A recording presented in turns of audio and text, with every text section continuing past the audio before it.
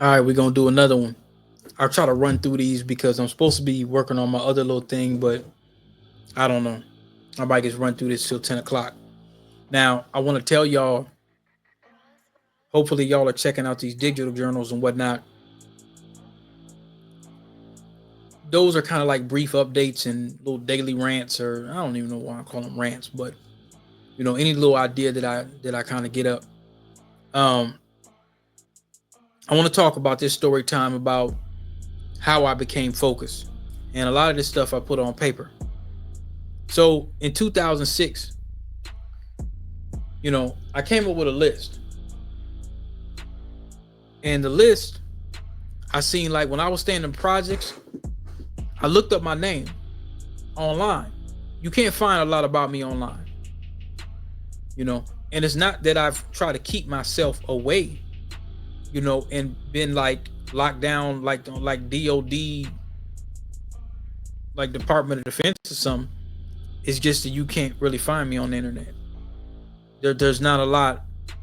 You can't really find a lot about me online, and it could be because of my name. So I looked myself up, and I want to see where I live so I could get these ideas to give you guys more of these stories.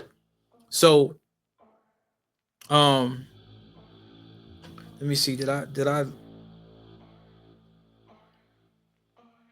hold on, y'all? I just want to see something real quick. Say part 13. It's a day ago.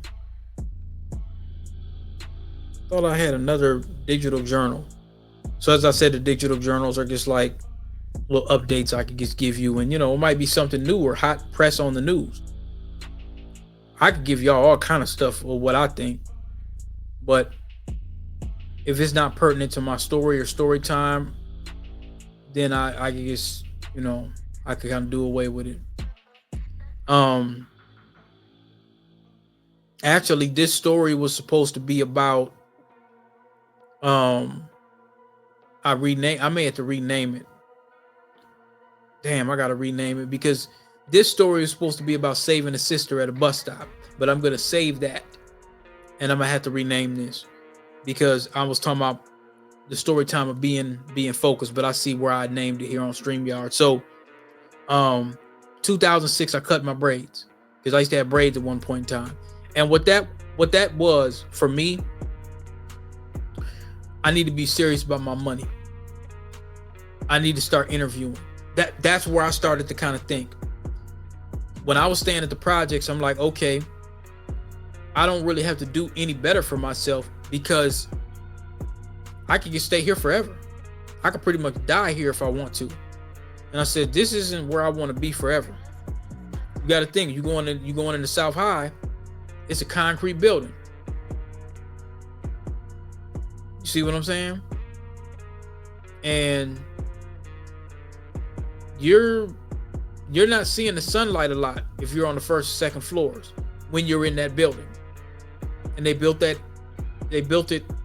for a reason. But you're not really cognitive thinking about that while you're at school, because you have other distractions. You got some nice looking sisters, you got your homework, and you got, so you're not really thinking about that at that time. But it's a conditioning. It's a conditioning. Children should not be in an environment like that. So, but we were having fun, so we could deal with it. So when I left from staying with my mom, I went and found my own place. I was adamant about that. I had been adamant about that since 15 and 16. When I leave here, I'm going to live alone. I'm going to make a mark on the world myself. I'm not going to live with anyone else. Now, if I happen to find a wife later on, but no, I'm not. I'm getting my own. I'm going to make my own rules, and I'm going to walk my own beat. And that's what I was thinking. That's what I had wanted. Now, at 16, I didn't know how I was going to do that because I didn't know nothing about rental history or none of that. But, the first thing that I identified with leaving my mom's crib was see the Riverside. So I applied. And I was on a waiting list for a little while, and I got on there. And the rent wasn't hardly nothing because I wasn't really making nothing.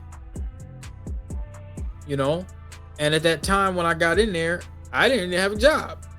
You see what I'm saying? So in my mind, I'm just going to go up in here and then I'm just going to kind of make my way as I go.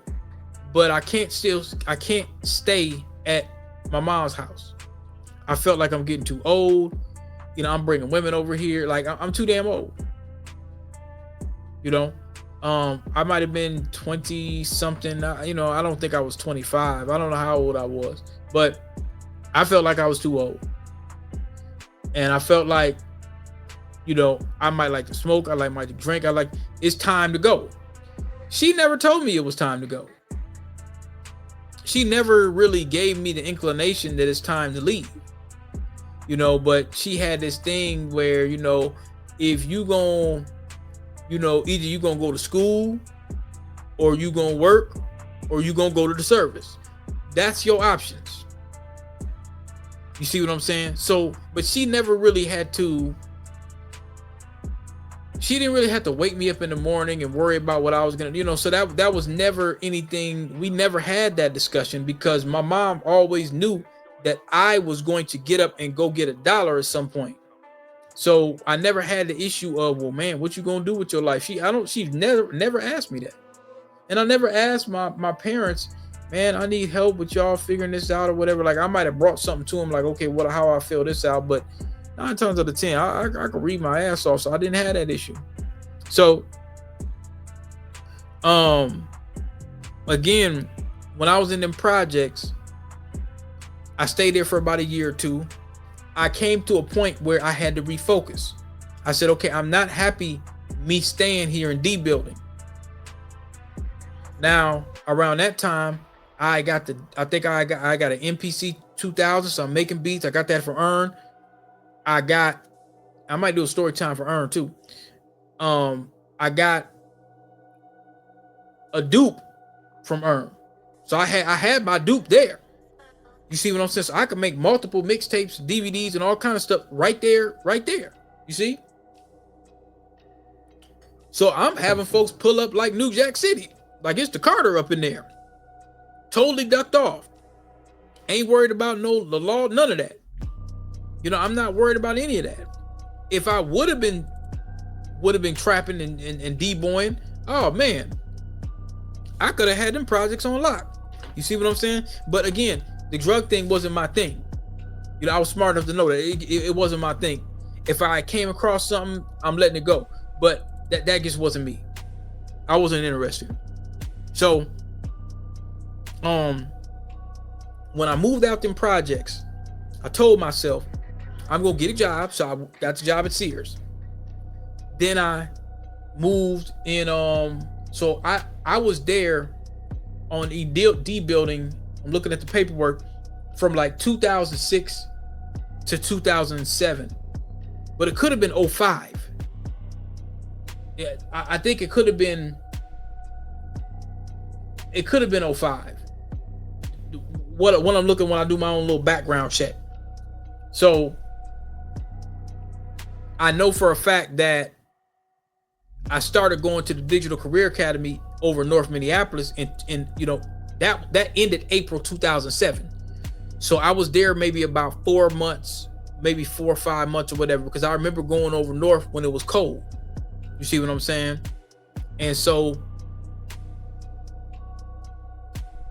I probably that puts me working at Sears at 2006. I think I started working there around August 2006 to the end of 2006, and it was seasonal, so they didn't plan on hiring me on. That wasn't the plan.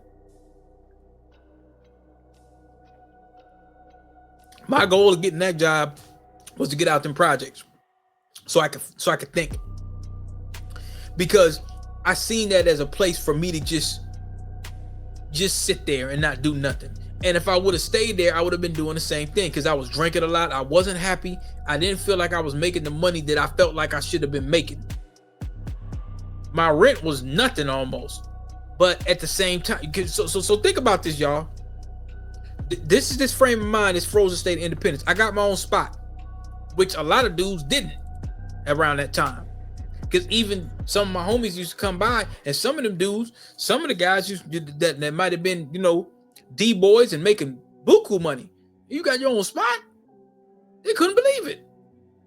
I'm like, yeah, you can sign up or whatever, bro. So, but they might have had baby mamas or whatever the case is, baby. But to them, they thought that was the like, oh man, he got his own spot.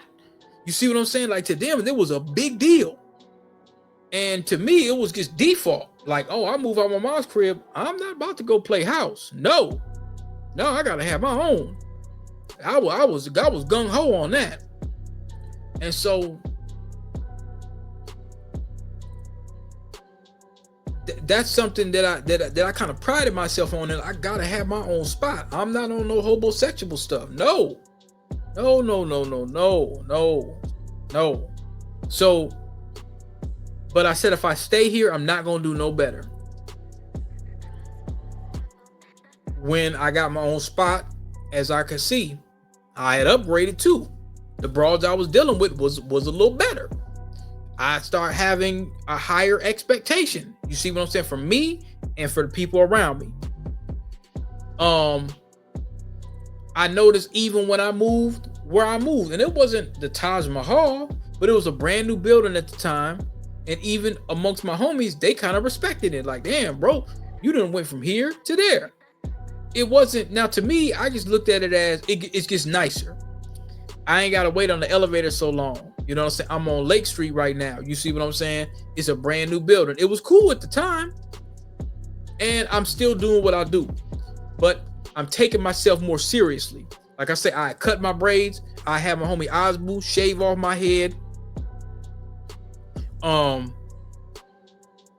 It gave me time to refocus. So, like I said, this is 2007. So during the program from being over north, I end up getting into that internship. I opened up a store with my homie LT and Stack Dough. We closed that store, but then I started the internship in around June or July 2007. That's when my life really truly started to change. I started learning how to do vendor management, learning how to order online. I started using the internet to order my computer parts and to order my desktops so I could resell them. My hustle increased even more plateau, because even though at that time I didn't have a car, I have occupied time as opposed to walking up and down Portland on Lake, worried about some situations where niggas was getting shot and your homies, stuff happening. There was things that were happening around these times. Remember that song? I think I'm going to try to, this was in, I don't know if it was my other channel, but I might put this at the end of this, because, and then I'll re-explain it another time. But I wrote a song called D-Building. When I started recording around 2014, 2015, after my mom passed, it gave me a lot of therapy and whatnot. And I started recording because I always loved the music, but I came out too late. If I would have came out a lot earlier and really focused with that music shit, I think I could have been a force to reckon with in this damn city. Because listening to the other stuff that I heard, I was kind of like, man, them niggas can't rap like me. They can't rap like me. So, as far as that pen game, yeah, I came up under that Tila, Cool G rap, Sweet Jones. No, I said, man, they half them niggas can't rap like me. That's what I was saying. I'll play some of y'all old shit and let you hear my wordplay. I ain't toot my horn. I used to be the get off. But I wrote a song called D-Building. And everything, I had to break it piece by piece. There's nothing in that song that did not happen. Nothing. It was 5 minutes, no chorus. D-Building is where I stayed on 6th Street. Now, I was just kind of just my homie Titan made the beat, and I was just kind of just reliving, all of the things that I witnessed, and just life and stuff, right? So back to the task at hand. When I got over on Minnehaha, I had to refocus again. Because remember, there was a short point of time where me and LT and Stack Doe had the store on 38th and Nicollet. And we didn't have the store a long time, but eventually I was still doing some repair out of there. I had mixtapes and stuff. I was really focusing more so on the repair. I'll tell you a quick little story on one time. I had a hard drive, and that's where all my music and stuff was. And one of my homies bumped the table. I thought I was going to have a heart attack. I thought they were going to take me to the hospital because I had a nervous breakdown. They bumped the table, and the hard drive fell on the ground and bounced. When something hits, and then the hit, when I seen it happen, that hit me.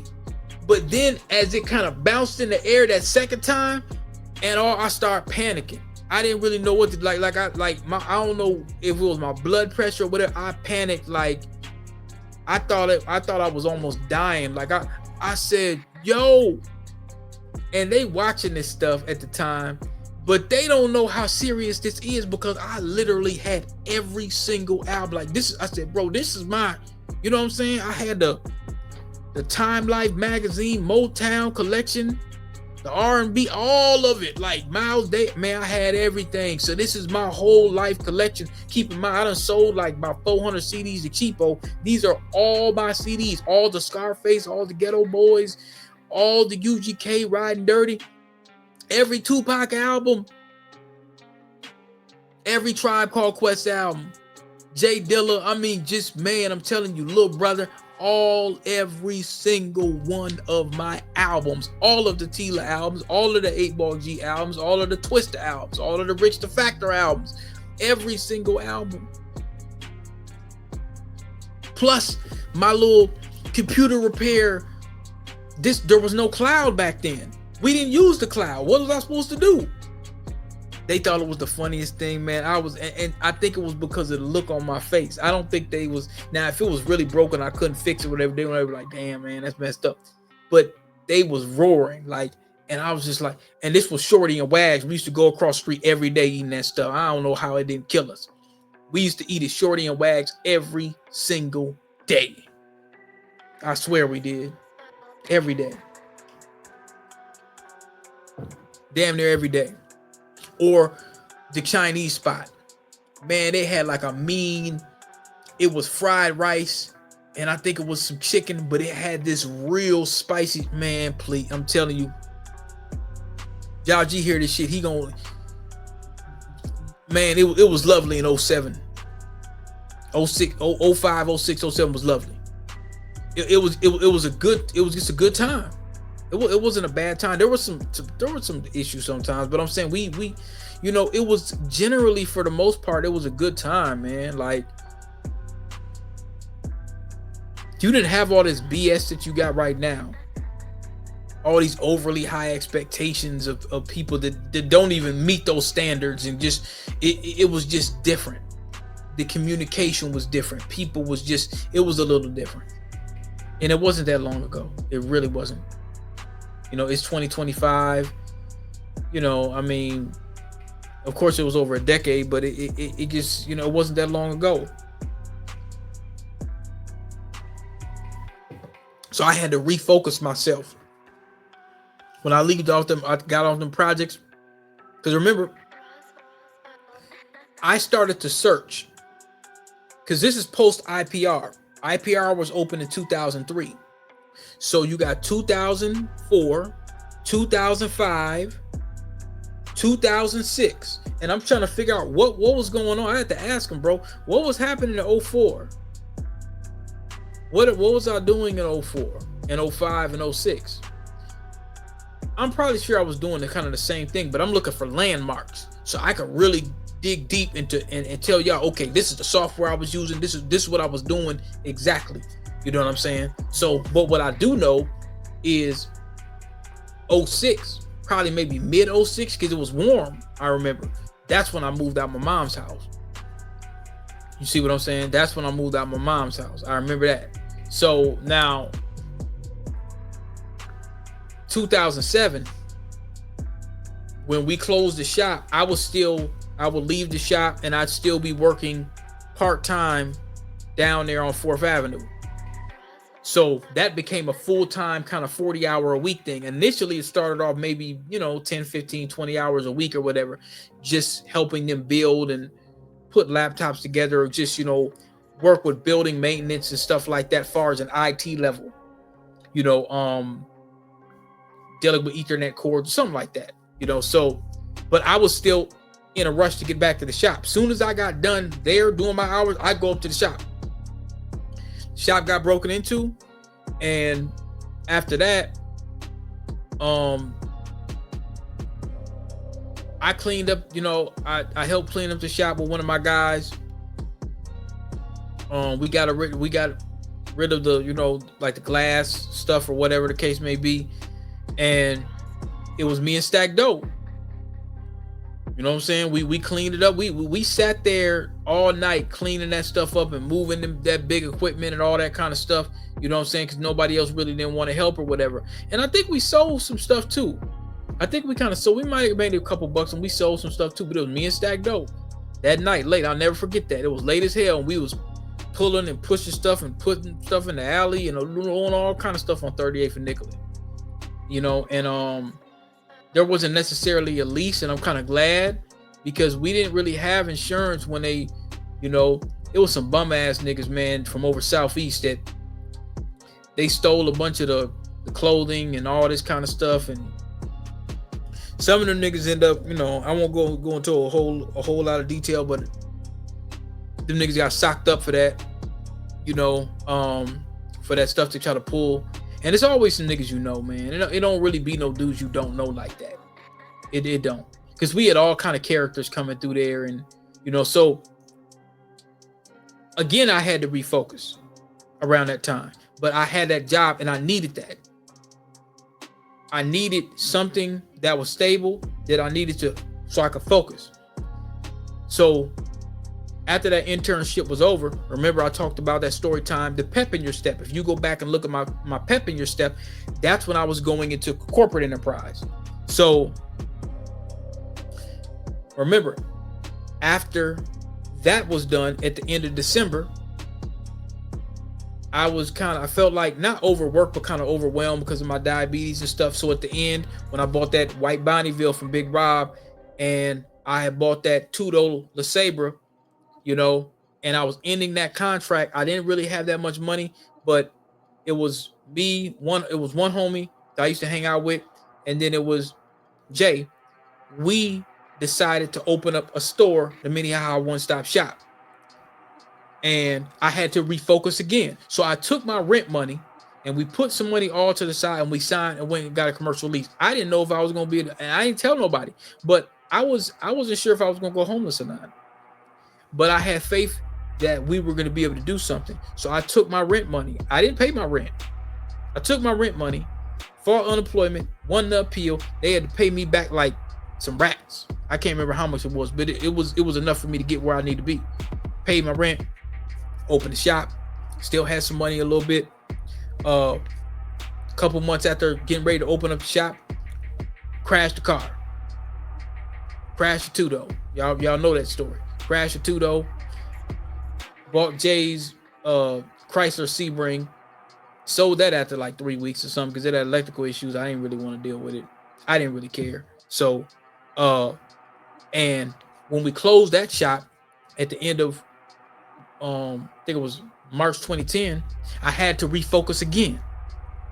So, I had to figure out like, all right, I got to get back into corporate.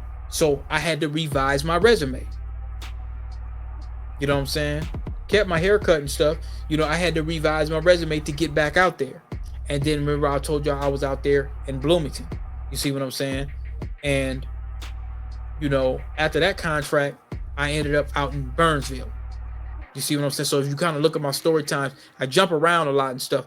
But because of going over north, learning all them tools from Adriel, It's a good sister that showed us the game, showed us TeamViewer, VMware, or not VMware, TeamViewer,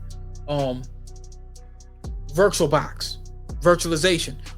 All of these things that I started kind of learning, I took, and y'all seen that little toolbox I had. That was just a fraction of some of the stuff I was using.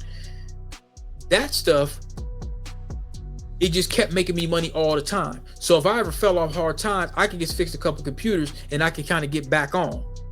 It's equivalent to like a flip. It's really equivalent to like if you trapping. The difference is the customers may not come as often, but if you market, there's a lot of people that needed their computer fixed. You see what I'm saying? So, you know, I had enough to where I could stay afloat. I never starved. I did not suffer long. Let me tell y'all something. I suffered longer in 2024, in a small piece of 2024. I'm talking about a length of time where I was like, damn, I don't feel like I'm seeing a dime. You see what I'm saying? In that little gap I had in 2024, and I'm man enough to admit it, than I ever have in my life. I never, not once, maybe a couple weeks, but not for a long period of time like I had the last year. Man, I never really suffered long term, because during that time, people always needed their computer to be fixed. Here's the problem that I made going on later in my career with this streaming and just this digital shit, and just, you know, everything now is because of these. You see what I'm saying? You had where people would need to get their computer fixed. Now they still need it. I ain't gonna take that away, but it's not the same. This was not your primary mode of communication. This was just for phone calls. You wasn't doing. I literally do about 30 to 40 different things on this damn phone. You know what I'm saying? I could make videos. I could do this. I could call. I could transfer money. I could scan this for this coupon. I mean, I could literally do 50 to 100 things in this damn phone. This is equivalent to what a desktop was in 2005, 2006, 2007. I'll even go as far as 2010. This is equivalent to a damn laptop. Over the part from the time I graduated to, I'll say, as far as 2011, 2012. You could do damn near you transactions. You could do everything out of it. Actually, it's required. You can't get nothing done without these damn phones. You see what I'm saying? I didn't have that issue back then. You had to come to me when it came to password reset, stuff like that. And I was obliged. Hey, unlock that computer. Okay, give me 50. You think about it. You do 2 or 3 of those a day, you're not gonna starve. And a gallon of eggs ain't $7, or a thing of eggs ain't $7. You're not gonna starve. So I'm gonna end that. But I'm just talking about refocusing. I had to refocus several times, and then even when I left, when I left the job working out there in Burnsville, once I started getting into the migrations, things start to kind of pick up. I'm going to talk about my career a little more recent, from maybe 2016 on to maybe 2020. 2016 to 2020, I'm going to get into those story times later. But I got to go through the dark ages first. You see what I'm saying? I'm going to go through the dark ages first and talk about all of that stuff. So I'm good. Like I said, I'm going to rename this, and I might do one more tonight, but maybe not. I don't know. So y'all got it, man. Y'all got it.